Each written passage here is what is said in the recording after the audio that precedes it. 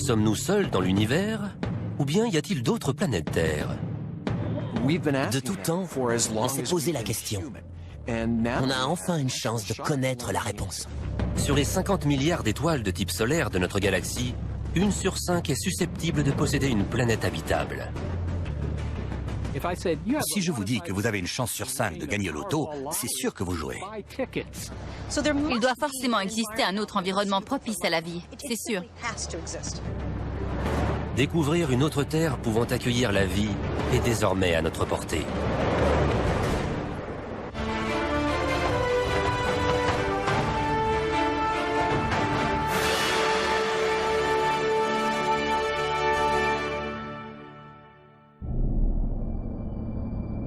Il y a encore 20 ans, les astronomes avaient connaissance d'une seule étoile qui soit entourée de planètes, le Soleil. On ignorait si les autres étoiles de la galaxie avaient des planètes. Pendant des milliers d'années, c'était impossible de le savoir. Peut-être que le Soleil était unique et qu'on avait eu un coup de chance. Mais en 1995, les astronomes découvrent une planète géante gazeuse appelée 51 Pégasi b. Elle ressemble à notre Jupiter, mais elle se trouve à 50 années-lumière de la Terre.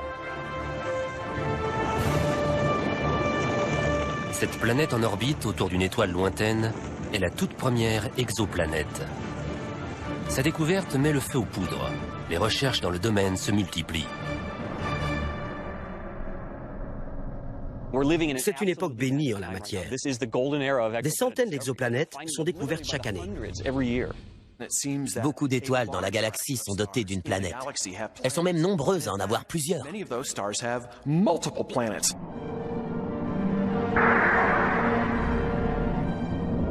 La plupart des exoplanètes ont été découvertes ces 4 dernières années, grâce à un outil ayant coûté près de 600 millions de $, le télescope spatial Kepler.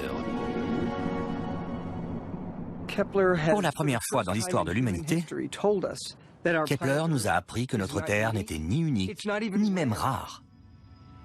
Kepler repère les étoiles dont le rayonnement diminue de manière périodique. Cette baisse, parfois infime, prouve qu'une planète vient de passer devant une étoile. Kepler observe depuis l'espace une toute petite partie du ciel. Il observe 150 000 étoiles à la recherche d'un élément qui révèle la présence de planètes en orbite autour d'elle. Chaque fois qu'une planète passe devant son étoile, elle bloque un peu de sa lumière. En mesurant la luminosité, on voit qu'elle baisse, puis qu'elle remonte une fois que la planète est passée.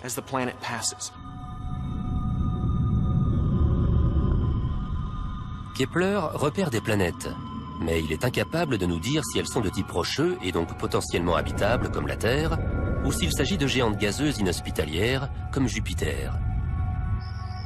Pour ce faire, les astronomes ont recours au plus puissant des télescopes terrestres.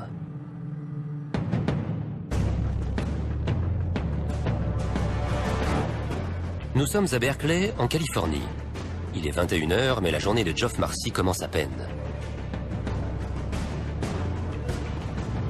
Ce soir, il va contrôler à distance le télescope Keck, installé sur le point culminant de Hawaï, afin d'étudier les centaines de nouvelles exoplanètes que Kepler a découvertes.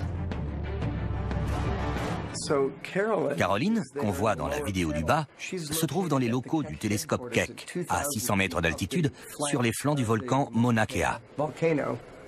On lui fournit les coordonnées de chaque étoile. Ensuite, elle opère cet énorme télescope pour qu'il les étudie. Elle devrait être en plein milieu. Là. Ouais, c'est ça, c'est magnifique. Ok, on peut y aller. Ok, voyons un peu cette première étoile.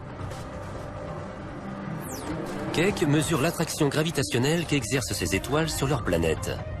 Geoff Marcy en déduit la masse et la composition de ces planètes, ainsi que la distance qui les sépare de leur étoile. Ce qu'on cherche avant tout, c'est si ces planètes possèdent, comme la Terre, une surface ferme sur laquelle l'eau peut former des flaques, et sur laquelle une espèce technologiquement avancée pourrait évoluer. Ou au contraire, si ce sont des géantes gazeuses incapables d'abriter la vie telle qu'on la connaît. Si une planète est rocheuse, Geoff calcule la distance qui la sépare de son étoile. Comme boucle d'or, il cherche la température parfaite. Elle doit être ni trop chaude, ni trop froide. La température doit permettre à l'eau d'exister à l'état liquide. Si on est trop près de l'étoile, l'eau va s'évaporer. Si on est trop loin, elle va geler. Dans cette zone habitable, on peut trouver de l'eau liquide, et donc peut-être la vie. Quelques années de recherche et 2 super télescopes ont suffi aux astronomes pour réaliser un calcul jusqu'alors inconcevable. En se basant sur une toute petite portion du ciel, ils ont obtenu par extrapolation le nombre de planètes habitables qui pourraient se trouver dans la Voie lactée.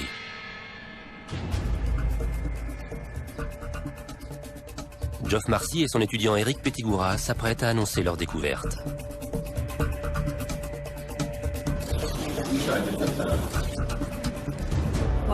Bienvenue à la réunion d'information Kepler. Je vous prie d'accueillir Eric Pettigura. Je suis heureux de vous annoncer que 22% des étoiles de type solaire possèdent une planète dans la zone habitable qui fasse entre 1 et 2 fois la taille de la Terre et qui baigne dans la même intensité lumineuse. C'est un véritable événement.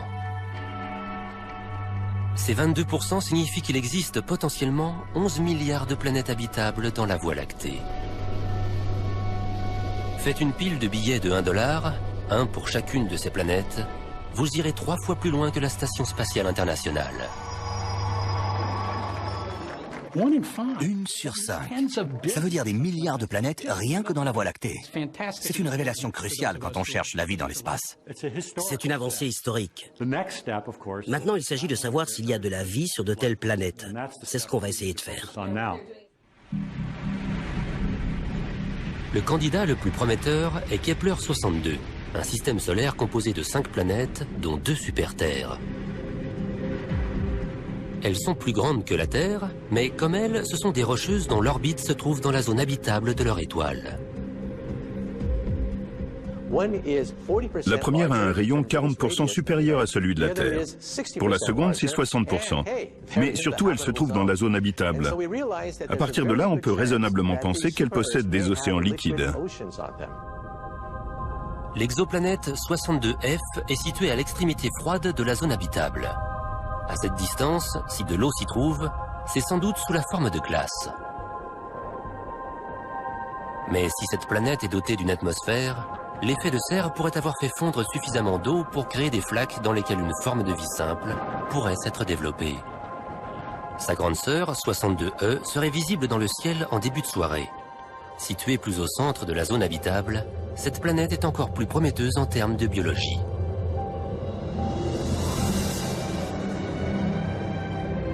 Les astronomes y entrevoient un possible paradis, doté de tous les ingrédients nécessaires à la vie.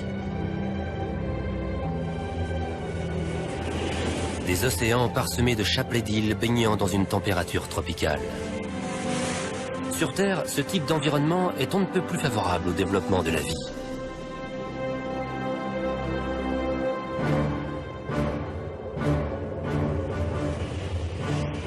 Kepler 62 met la communauté scientifique en émoi, car c'est la planète qui correspond le mieux à notre système solaire. Mais une vie extraterrestre a-t-elle vraiment besoin d'une étoile pour se développer? A-t-elle seulement besoin d'une planète?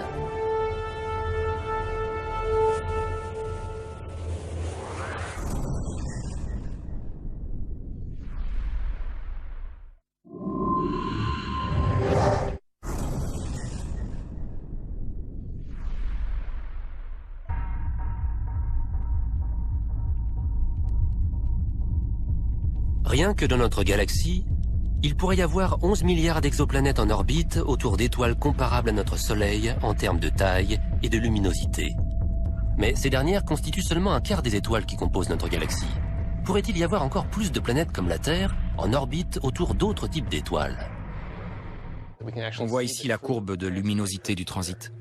John Johnson cherche des exoplanètes orbitant autour de petites naines rouges. Celles-ci constituent la majorité des étoiles de la galaxie. Ce qu'on voit ici, c'est une image du Soleil, prise il y a quelques heures de ça. Ici, on voit une image d'artiste de ce à quoi ressemble une naine rouge. Les naines rouges sont si petites et si peu lumineuses qu'elles sont invisibles à l'œil nu depuis la Terre. Mais si on pouvait les voir, voici à quoi ressemblerait le ciel. Les naines rouges sont 3 fois plus nombreuses que les autres étoiles, et de nombreuses planètes semblables à la Terre gravitent autour d'elles. On sait qu'une naine rouge a environ 1,5 planètes. C'est une moyenne globale.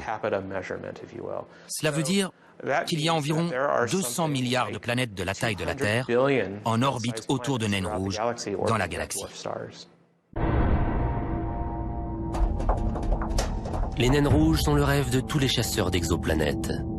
De nombreuses planètes de la taille de la Terre gravitent autour d'elles, et elles sont beaucoup plus faciles à repérer. Voici l'éclipse que provoque une planète en passant devant une étoile. On voit qu'elle couvre une fraction beaucoup plus large de la surface d'une naine rouge. Comme le signal est plus clair, ces planètes sont plus faciles à détecter si elles gravitent autour de petites étoiles. Mais l'orbite de ces planètes présente une différence majeure par rapport à la Terre. C'est comme si vous preniez les planètes telluriques de notre système solaire et que vous les rétrécissiez jusqu'à ce qu'elles aient des périodes orbitales de 30 jours environ. Elles sont très proches de leur étoile. Pour qu'une planète soit ici habitable, elle doit être plus proche de son étoile, car les naines rouges irradient beaucoup moins d'énergie que notre Soleil. Leur zone habitable s'en trouve rétrécie.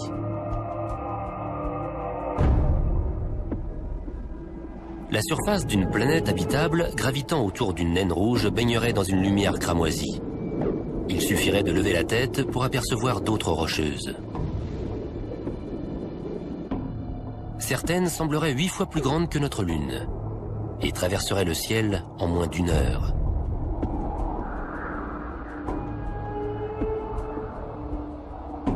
Il pourrait y avoir jusqu'à 22 milliards d'exoplanètes comme celle-ci, juste dans la Voie lactée. Cela signifie que pour chaque exotère baignant dans la lumière d'un soleil, il y en aurait 2 de plus dans le halo d'une naine rouge.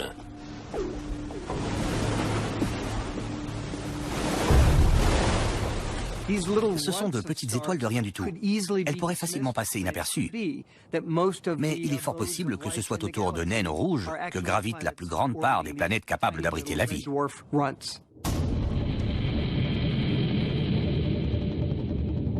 Il y a 20 ans, nous avions connaissance d'une seule planète pouvant accueillir la vie.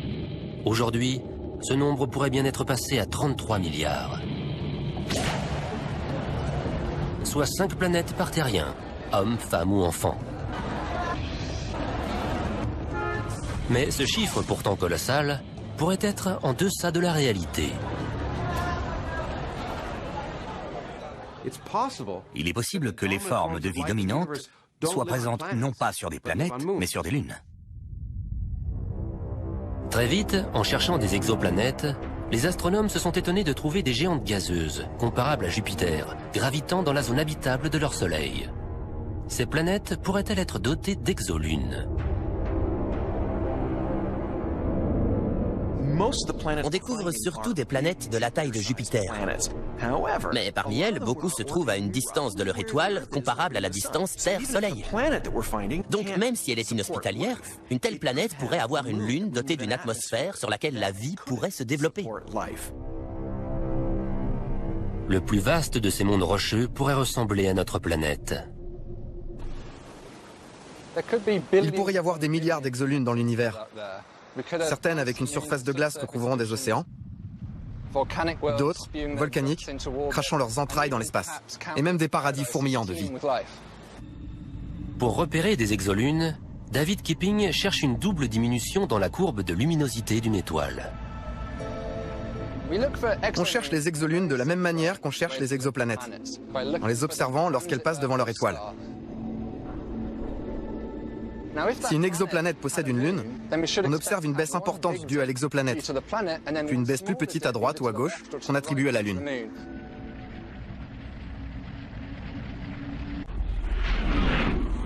Ces lunes, situées dans des zones habitables, pourraient donc abriter la vie. Mais grâce à une bizarrerie géologique, il est également possible que des lunes se trouvant à des millions de kilomètres d'une zone habitable soient de potentielles candidates. Les exoplanètes ont une seule manière de se réchauffer. Elles utilisent le rayonnement de leur étoile. Mais les lunes ont 2 possibilités. La chaleur de leur étoile, mais aussi le réchauffement par effet de marée. Une lune a souvent une orbite elliptique. La distance qui la sépare de sa planète est donc variable. Lorsqu'elle en est proche, la force gravitationnelle de la planète peut provoquer un soulèvement de son paysage sur plusieurs mètres de hauteur, une sorte de marée rocheuse. Un phénomène de cette ampleur génère des frictions qui réchauffent le cœur de la Lune. Si la marée est suffisamment importante, elle peut même donner à la Lune une température propre à la vie, et ce, à n'importe quelle distance de sa planète. Imaginez que vous gravitez autour d'une planète gigantesque, avec une source de lumière au loin. Cette lumière est suffisante pour la photosynthèse, mais pas pour réchauffer votre environnement. C'est votre interaction gravitationnelle avec cette énorme planète qui réchauffe votre environnement. Vous pouvez donc potentiellement devenir un havre hospitalier. Si elles existent, ces exolunes pourraient nous réserver l'une des vues les plus spectaculaires de l'univers.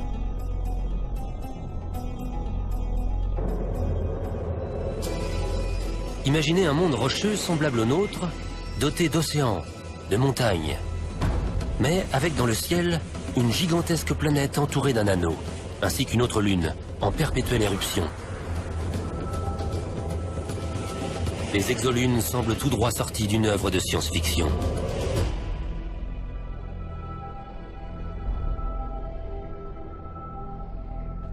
C'est une idée qui est très à la mode. Toutes les histoires de science-fiction se passent sur des lunes maintenant, plus sur des planètes. C'est fascinant, esthétiquement parlant. Ça fait une jolie couverture de livre. Une planète avec son anneau, surplombant une ville extraterrestre. Mais s'agit-il encore de science-fiction? S'il existe des lunes semblables à la Terre et abritant la vie, on les découvrira dans les 2 prochaines années. Avec des milliards de lunes et de planètes habitables dans l'univers, comment ne pas croire à l'existence d'une vie extraterrestre? Une étonnante stratégie devrait bientôt permettre aux chercheurs d'en apporter la preuve.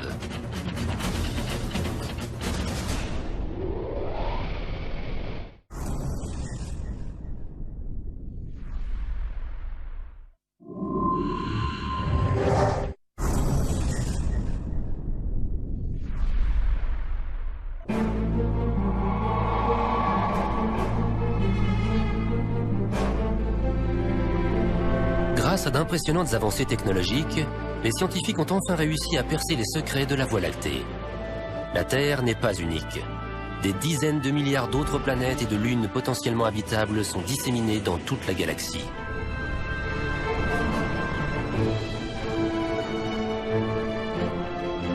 Mais comment faire pour découvrir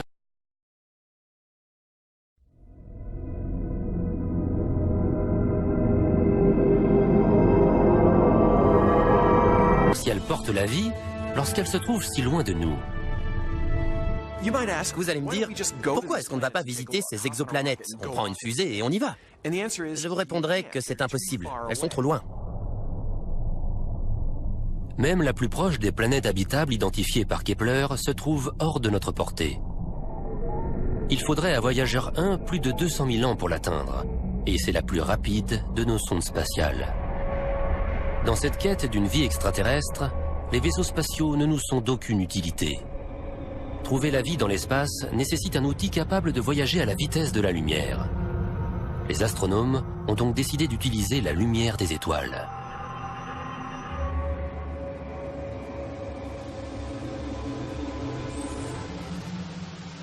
Il y a plusieurs centaines d'années, on a réalisé qu'on pouvait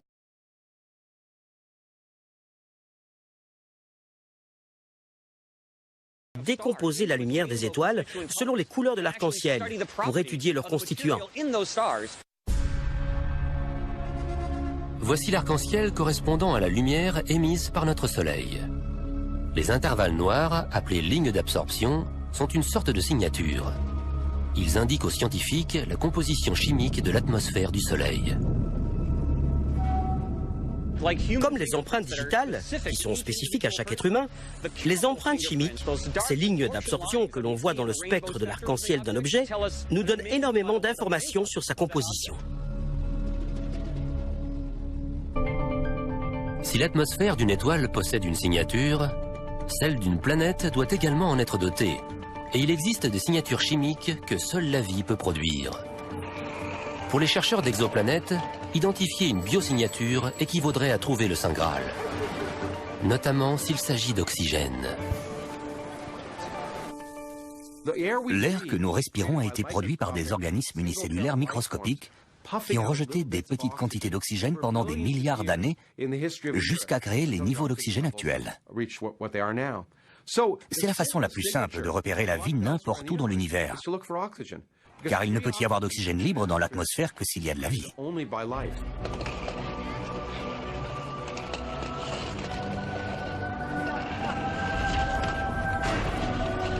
Il est relativement simple de capturer et de décomposer la lumière d'une étoile lointaine. Mais pour une obscure et minuscule exoplanète, il en va tout autrement.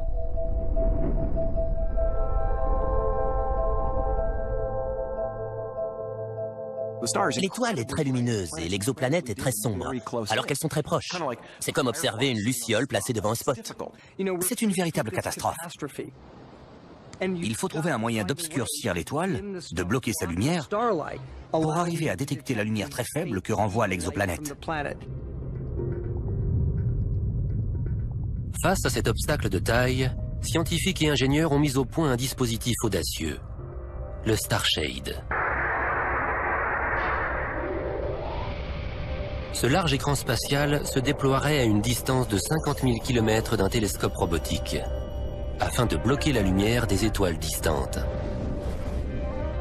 Si ce dispositif fonctionne, nous pourrons pour la toute première fois observer directement des exoplanètes de taille similaire à la Terre, comme si l'on recréait une éclipse solaire. On pourrait penser que la meilleure stratégie serait d'utiliser un écran circulaire. Mais il y a un problème, c'est que la lumière se courbe. Elle contourne les bords de l'écran et revient vers son centre, ce qui gâche complètement ce que vous étiez en train d'essayer de faire, à savoir bloquer la lumière. En forme de fleur, Starshade empêche la lumière de contourner l'écran. Il faut installer de petites extensions, comme des pétales, tout autour de cet écran circulaire. Ça éloigne la lumière de son centre et ça l'obscurcit pour que l'exoplanète puisse bien ressortir. À condition que Starshade puisse un jour décoller. Abandonné pendant des années, le projet vient d'être repris par une équipe déterminée à prendre, grâce à lui, la première photographie d'une exoterre. Aujourd'hui, les ingénieurs de la NASA testent le mécanisme chargé d'ouvrir les délicats pétales de Starshade une fois que ce dernier aura été déployé dans l'espace. Cette armature aura la taille d'une maison. Chacun de ces 60 points devra être placé au micromètre près. C'est notre troisième essai. À chaque fois, on fait autrement, parce qu'il se passe toujours quelque chose que l'on n'avait pas prévu. Sans doute qu'aujourd'hui, aussi, on aura des surprises. Les ingénieurs observent le déploiement de cette délicate structure. Ils sont prêts à interrompre le test à tout moment. Attendez, doucement. Le moindre accroc pourrait suffire à enrayer cette belle mécanique. Bien vu. À 5 cm près, ça allait sauter. C'est bon, on peut reprendre. L'équipe, de plus en plus confiante, regarde la structure prendre forme. Cette fois-ci, ils ont réussi. Tout s'est bien emboîté? Bravo à tous! Bien joué, David. Si tout se passe bien, Starshade sera lancé dans les 10 prochaines années. Il offrira peut-être au monde la première image d'une exoplanète vivante. Quand on aura cette première image, quand elle fera la une de tous les journaux, ce sera comme le premier pas sur la Lune. Le monde entier en sera soufflé. Mettre au jour un autre système qui nous amènera à d'autres découvertes et peut-être même à des échanges. Pour moi, c'est la plus grande avancée à laquelle l'homme puisse prétendre. Il me semble que ça en vaut la peine.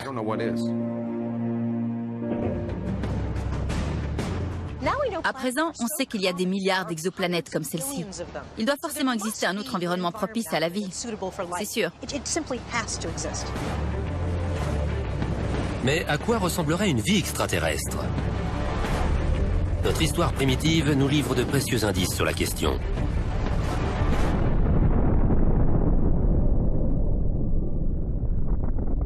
La Terre est née du chaos cosmique qui régnait il y a 4,5 milliards d'années.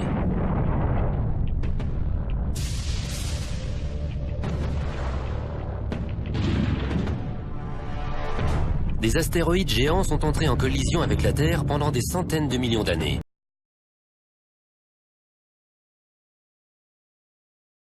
jusqu'à créer un océan de roches en fusion riche en éléments chimiques.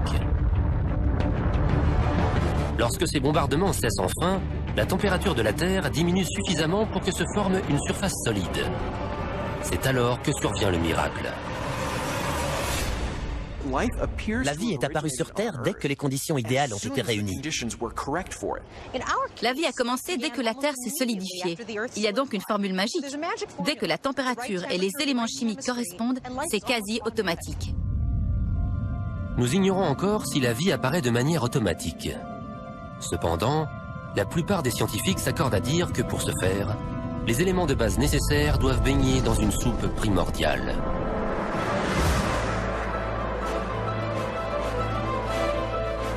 Toute vie, qu'elle soit animale ou végétale, qu'elle peuple le ciel ou les entrailles de la Terre, est fondée sur la même base chimique.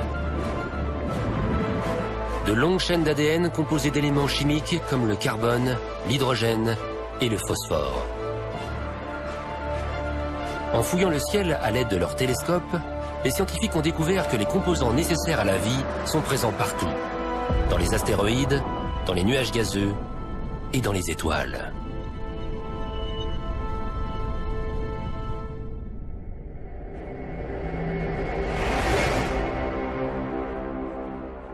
Le plus gros de l'univers est composé des mêmes éléments, ceux qui composent les planètes, ceux qui ont créé la vie sur Terre. Ces éléments sont sans doute présents partout dans l'univers. Ça veut dire que la vie a un immense terrain de jeu potentiel. Mais pour transformer la chimie en biochimie, un ingrédient clé est nécessaire. Sur Terre, toute vie a besoin d'eau liquide pour se développer et se reproduire. C'est une exigence propre à toute forme de vie. Soit vous êtes dans l'eau, soit vous êtes composé d'eau. Il n'y a pas de vie sans eau liquide. Si on n'a pas d'eau liquide, on ne peut pas mélanger les ingrédients qui composent le cocktail biochimique de la vie.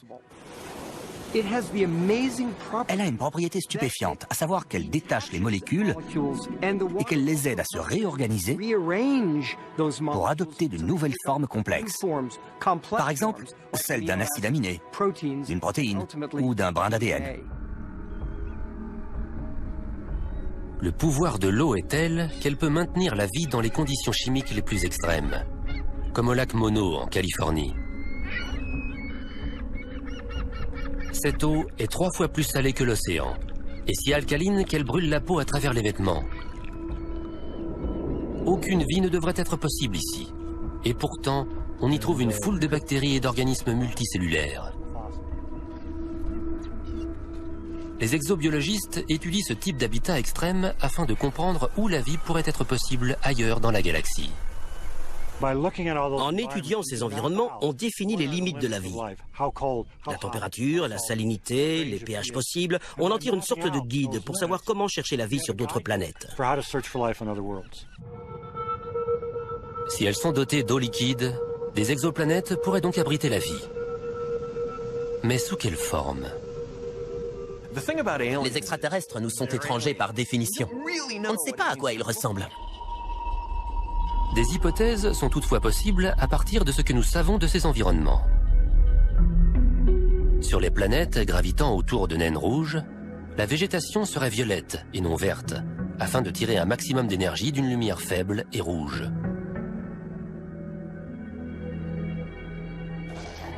La science-fiction est peuplée d'êtres étranges, mais en vérité, les extraterrestres pourraient bien nous ressembler. La science-fiction se trompe. Je pense que dans ces autres mondes possibles, les choses pourraient être comme sur Terre. Les poissons ressembleraient à des poissons dans n'importe quel océan, parce que c'est la meilleure façon de se déplacer dans l'eau. Sur Terre, l'évolution a favorisé des formes similaires dans des environnements identiques. Il est donc facile de confondre un dauphin et un requin, même si l'un est un mammifère et l'autre un poisson.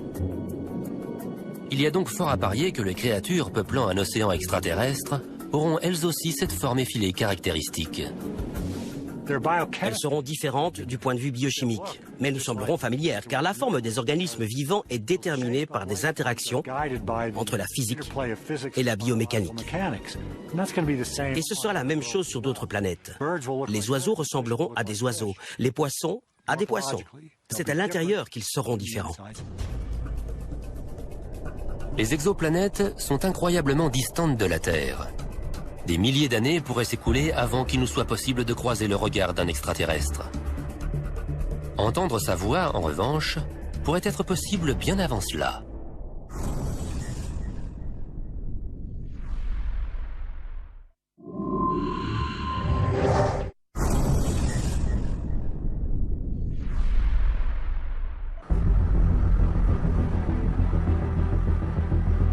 En Californie du Nord, 42 paraboles sont tournées vers le ciel dans l'espoir de capter des communications extraterrestres. Seth Shostak est astronome émérite au sein du programme SETI pour la recherche d'une intelligence extraterrestre. D'après lui, des civilisations extraterrestres pourraient envoyer des ondes radio dans l'espace. Le réseau d'antennes du télescope Allen attend patiemment un signe de leur part. Quand on cherche une forme d'intelligence dans l'espace, des extraterrestres, comme on dit, il y a différentes approches. On pourrait y aller nous-mêmes, mais il se peut qu'ils soient très loin et nos fusées ne suffiraient pas. On peut attendre qu'ils se posent dans le jardin, beaucoup de gens pensent que c'est déjà arrivé, mais pas moi. Et ce que nous faisons, c'est chercher des signaux, un signal radio ou un signal lumineux, quelque chose qui nous permette de les localiser.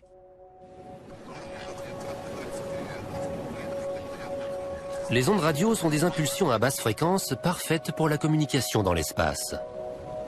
Elles sont très puissantes et faciles à produire.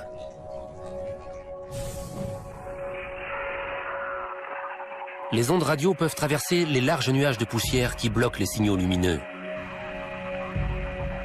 Elles peuvent transporter de vastes quantités d'informations codées. Sans parler de leur principal avantage, elles voyagent à la vitesse de la lumière. C'est vraiment la meilleure manière de s'adresser aux extraterrestres. Même si vous êtes une civilisation avancée et que vous avez un outil de communication qui utilise les neutrinos ou les tachyons, vous savez qu'il existe d'autres civilisations moins avancées technologiquement. Si vous voulez qu'elles vous comprennent, vous vous mettez à leur niveau en utilisant des ondes radio. Donc, la façon la moins coûteuse de découvrir une forme de vie extraterrestre, c'est d'être à l'écoute de ces ondes. C'est la mission du programme SETI depuis plus de 50 ans.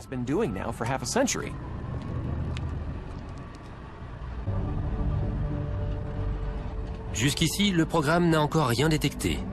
Les astronomes comme Seth restent optimistes et pensent que leur recherche sera payante sur le long terme. Mais le temps presse. Dans 50 ans, SETI aura scanné l'ensemble du ciel. S'il se prolonge, le silence radio renverra les scientifiques à la case départ. L'expérience donnera des résultats dans les 40 prochaines années.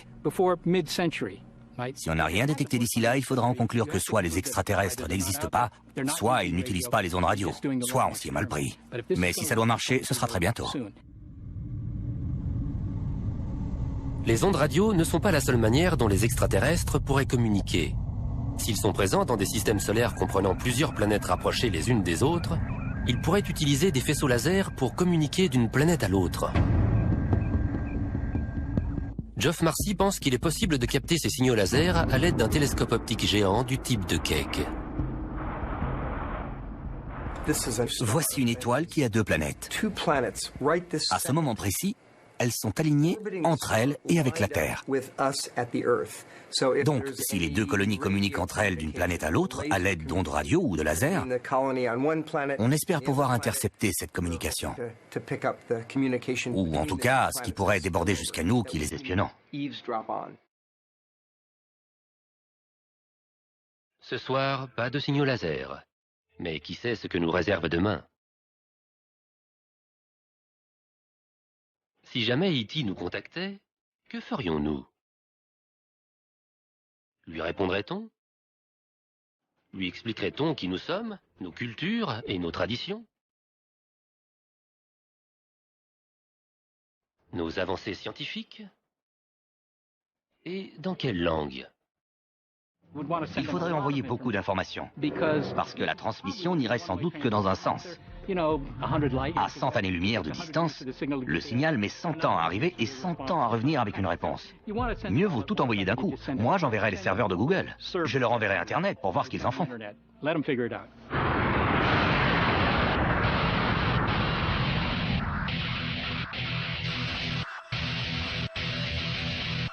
2 aventures scientifiques tentent de trouver une réponse à la même question.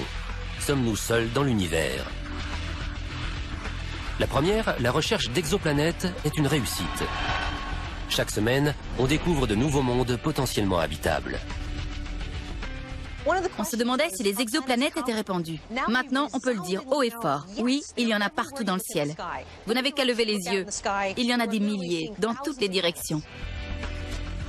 La deuxième tentative, à savoir espionner les signaux extraterrestres, est un échec.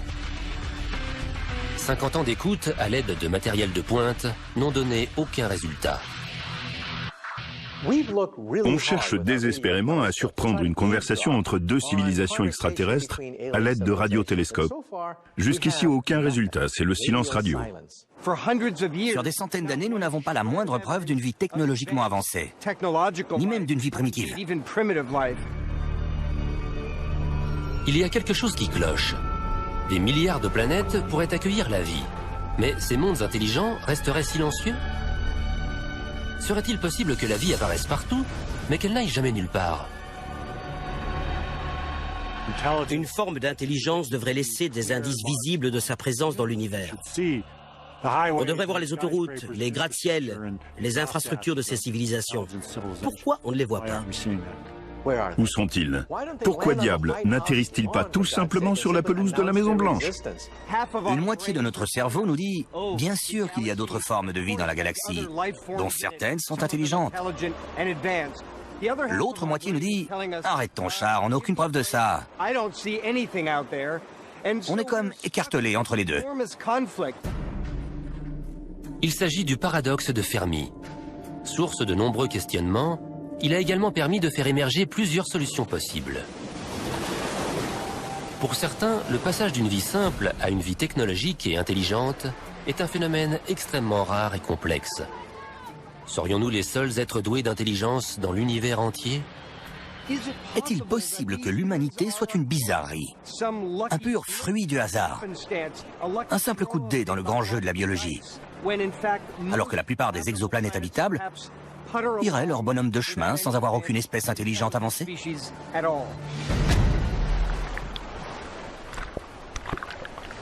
Notre évolution est le résultat d'une série d'heureux hasards et de coïncidences cosmiques peu susceptibles de se répéter exactement dans le même ordre.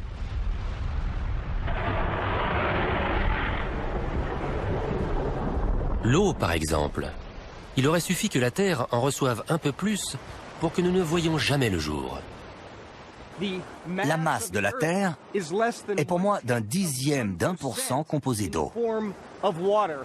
Ça représente une toute petite goutte par rapport au globe solide de la Terre. On peut donc facilement imaginer que d'autres planètes aient reçu 2 ou 3 gouttes d'eau. Auquel cas, les océans sont si profonds qu'ils recouvrent les continents et les montagnes. S'il n'y a pas de terre ferme, c'est difficile de créer des pianos ou d'écrire de la grande littérature, sans parler de concevoir des ordinateurs et des fusées. Mais même le fait que l'eau soit présente en quantité adéquate ne garantit en rien l'apparition de l'intelligence. En 4 milliards d'années de vie sur Terre, cela ne s'est produit qu'une seule fois. Les espèces évoluent dans le temps, mais leur intelligence ne se développe pas pour autant. Les dinosaures en sont le meilleur exemple. Ils ont survécu grâce à leur vitesse, à la longueur de leurs dents et à la solidité de leur carapace. Ils ont régné sur la Terre pendant 200 millions d'années, mais sans jamais développer la technologie dont nous, humains, sommes si fiers. Et sans un autre coup du sort cosmique survenu il y a 65 millions d'années, les dinosaures et leurs modestes cerveaux seraient peut-être restés l'espèce dominante sur Terre.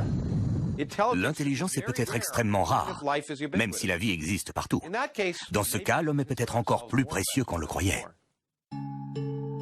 Il est aussi possible que des civilisations se soient développées ailleurs dans l'univers, qu'elles aient connu un rayonnement hors du commun, puis qu'elles se soient éteintes, bien avant que l'homme ait développé la technologie lui permettant de les détecter. L'intelligence est une arme à double tranchant. Si les civilisations disparaissent au bout de quelques centaines de milliers d'années, nous avons encore moins de chances de les trouver.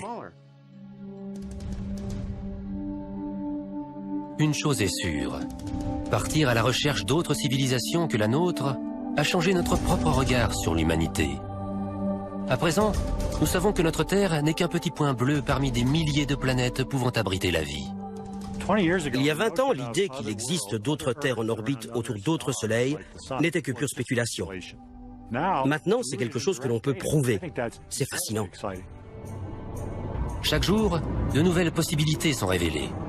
La vie pourrait exister sur des mondes semblables aux nôtres, sur des planètes en orbite autour d'étoiles naines, ou même sur des satellites appartenant à des géantes gazeuses. Nous sommes en train de vivre une période de croissance exponentielle dans le nombre des exoplanètes que nous découvrons, mais aussi dans la variété d'endroits où nous les trouvons. Ces découvertes remettent profondément en question notre perspective sur la vie humaine et sur l'existence d'autres formes de vie extraterrestres. Pour moi, la vie est partout.